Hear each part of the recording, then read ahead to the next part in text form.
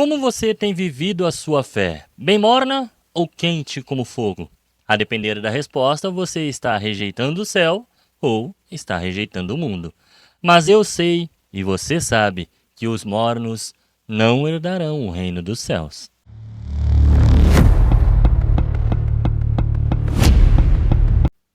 Em nome do Pai, do Filho, do Espírito Santo. Amém.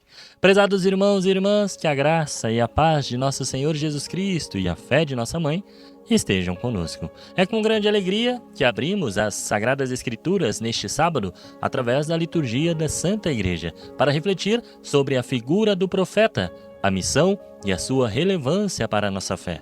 Hoje, a palavra de Deus nos guia através da grandiosa memória de Elias, conforme narrada na primeira leitura em Eclesiástico, e a interpretação profética que o próprio Cristo nos oferece, presente no Evangelho de Mateus, o Evangelho de hoje. O capítulo 48, irmãos, do livro do Eclesiástico, também conhecido como Sirácida, é um tesouro da sabedoria judaica e católica. Ele nos apresenta um hino de louvor à memória do profeta Elias, um dos pilares mais impressionantes da história de Israel. O texto diz: o profeta Elias surgiu como um fogo e sua palavra queimava como uma tocha. A palavra central aqui é fogo. Elias não é apenas comparado a um fogo, irmãos, ele é semelhante a ele. Vale lembrar que o fogo na Escritura tem duplo significado teológico: é purificador e é julgador. O fogo consome o que é impuro e ilumina a escuridão. A missão de Elias foi exatamente essa: purificar Israel de toda a idolatria e julgar a injustiça do seu tempo, principalmente contra os profetas de Baal. Sua palavra, diz o texto, queimava como tocha. Isso significa que a pregação do verdadeiro profeta não é morna, muito menos deve ser agradável ao mundo. Mas sim, incisiva, irmãos, deve despertar consciências e vai exigir sempre uma conversão imediata. O texto continua lembrando as poderosas obras que Deus realizou por meio de Elias. Ele fechou os céus e fez descer fogo. Também ressuscitou um morto, o filho da viúva de Serepta. Essas ações não eram o objetivo final do profeta, mas a prova da sua autoridade divina. Elias era a voz de Deus em um tempo de pura apostasia. O louvor a Elias atinge o seu ápice nos versículos 9 a 11, que apontam para o futuro. Tu fostes arrebatado num turbilhão de fogo, num carro de cavalos, também de fogo. Tu, nas ameaças para os tempos futuros, fostes designado para acalmar a ira do Senhor antes do furor, para reconduzir o coração do Pai ao Filho e restabelecer as tribos de Jacó. Aqui reside a profunda teologia da esperança na tradição judaica. O seu arrebatamento, vamos dizer assim, ao céu, não é apenas um evento milagroso, irmãos, mas um sinal de que a sua missão ainda não estava concluída. Elias é designado para ser o precursor final, ou seja, aquele que virá antes da grande e terrível manifestação do Senhor. Sua missão é a de reconciliar o povo, reconduzir o coração do Pai ao Filho. Uma obra de paz e conversão para preparar todo o povo para o juízo. Esta expectativa, esta tensão escatológica, era o que dominava o pensamento do povo de Israel. Eles sabiam que quando Elias retornasse, o Messias estaria próximo. E de fato, isso se cumpre no Novo Testamento, como vamos ver hoje no Evangelho. O Evangelho de Mateus, logo após a transfiguração de Nosso Senhor ali no Monte Tabor, onde Pedro, Tiago e João acabaram de testemunhar Moisés e Elias conversando com Jesus, os discípulos perguntaram a Jesus: por que os escribas dizem que Elias deve vir primeiro? A pergunta é legítima, basta olharmos para a primeira leitura de hoje. Se o Messias já está aqui, Jesus, onde está Elias, o precursor? Jesus, com a sua autoridade divina, irmãos, oferece a interpretação definitiva da profecia.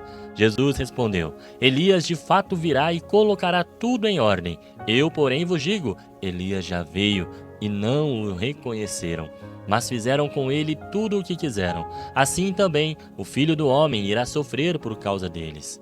Então os discípulos, e você agora, também eu, claro, compreenderam que Jesus lhes falava de João Batista. Este é o ponto central da nossa meditação de hoje, irmãos. A chave de leitura teológica. Elias de fato virá e colocará tudo em ordem. A profecia de Elias tem uma realização parcial e preliminar na figura de João Batista. O anjo Gabriel já havia dito que João iria na frente do Senhor com o espírito e o poder de Elias. João Batista, com sua pregação austera no deserto, sua denúncia do pecado de Herodes, irmãos, e seu chamado radical ao batismo e penitência, cumpriu o papel de Elias, preparar o caminho do Messias. A rejeição e a morte de João, o Elias não reconhecido, prefiguram a rejeição e o sofrimento do próprio Cristo, o Filho do Homem. O profeta verdadeiro em qualquer época, irmãos, seja hoje, seja lá naquela época, seja na Idade Média, seja no futuro, deve sempre esperar o sofrimento em nome da verdade. Portanto, a palavra de Deus hoje nos ensina que a missão do profeta Elias, João Batista, é contínua na vida da igreja. Elias precisa vir em nossos corações. Somos chamados à conversão do fogo. A palavra que queima como tocha deve queimar o nosso comodismo. Como diria João Batista, ele batizava com água, mas Jesus vem batizar com o Espírito Santo e com fogo. A nossa idolatria moderna, irmãos, dinheiro, prazer, poder, política, isso tudo deve ser queimado pelo fogo do Espírito Santo e nos reconduzir à centralidade de Deus. O fogo purificador deve consumir sempre o nosso pecado. A missão de reconduzir o coração do Pai ao Filho é a nossa missão no mundo, a nossa volta. A igreja, no seu ministério de reconciliação, é o lugar onde cada um de nós vai lá e cumpre a profecia. Somos chamados a ser precursores de Cristo. Hoje, Elias é a nossa voz, que grita no deserto do mundo tão secularizado, do relativismo.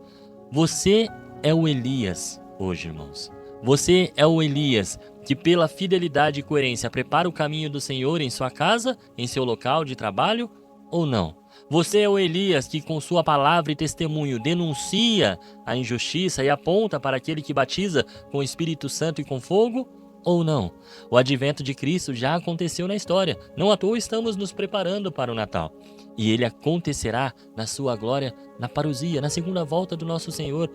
Mas, irmão, o mais importante é que ele está acontecendo agora, hoje, na sua vida, na nossa vida. Que o Senhor nos conceda o espírito e o poder de Elias, para que, reconhecendo o Cristo que já veio, preparemos o caminho para a sua segunda vinda gloriosa. Que Deus abençoe você, meu irmão, e que a sua palavra hoje não faça curva, seja uma palavra fincada no Espírito Santo e no fogo.